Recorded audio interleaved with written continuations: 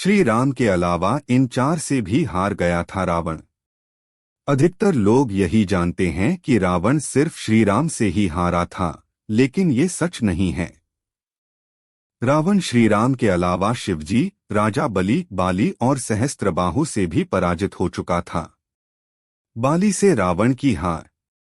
एक बार रावण बाली से युद्ध करने के लिए पहुंच गया था। बाली उस समय पूजा कर रहा था। रावण बार बार बाली को ललकार रहा था, जिससे बाली की पूजा में बाधा उत्पन्न हो रही थी। जब रावण नहीं माना तो बाली ने उसे अपनी बाजू में दबाकर 4 समुद्रों की परिक्रमा की थी। बाली बहुत शक्तिशाली था और इतनी तेज गति से चलता था कि रोज सुबह सुबह ही 4 समुद्रों की परिक्रमा कर लेता था। इस प्रकार परिक्रमा करने के बाद सूर्य को अर्घ्य अर्पित करता था। जब तक बाली ने परिक्रमा की और सूर्य को अर्घ्य अर्पित किया, तब तक रावण को अपने बाजू में दबाकर ही रखा था। रावण ने बहुत प्रयास किया, लेकिन वह बाली की गिरफ्त से आजाद नहीं हो पाया। पूजा के बाद बाली ने रावण को छोड़ दिया था।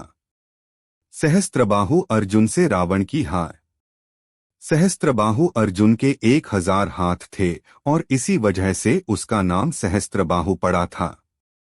जब रावण सहस्त्रबाहु से युद्ध करने पहुंचा तो सहस्त्रबाहु ने अपने 1000 हाथों से नर्मदा नदी के बहाव को रोक दिया था।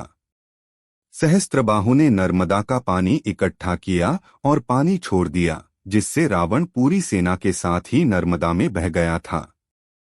इस पराजय के बाद एक बार फिर रावण सहस्त्रबाहु से युद्ध करने पहुंच गया था।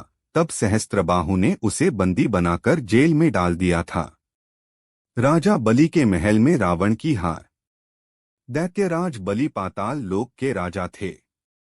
एक बार रावण राजा बलि से युद्ध करने के लिए पाताल लोक में उनके महल तक पहुंच गया था। वहां पहुंचकर रावण ने बलि को युद्ध के लिए ललकारा। उस समय बलि के महल में खेल रहे बच्चों ने ही रावण को पकड़कर घोड़ों के साथ अस्तबल में बांध दिया था। इस प्रकार राजा बलि के महल में रावण की हार हुई। शिवजी से रावण की हार। रावण बहुत शक्तिशाली था और उसे अपनी शक्ति पर बहुत ही घमंड भी था। रावण इस घमंड के नशे में शिवजी को हराने के लिए कैलाश पर्वत पर पहुंच गया था। रावण ने शिवजी को युद्ध के लिए ललकारा, लेकिन महादेव तो ध्यान में लीन थे। रावण कैलाश पर्वत को उठाने लगा। तब शिवजी ने पैर के अंगूठे से ही कैलाश का भार बढ़ा दिया। इस भार को रावण उठा नहीं सका और उसका हाथ पर्वत के नीचे दब गया।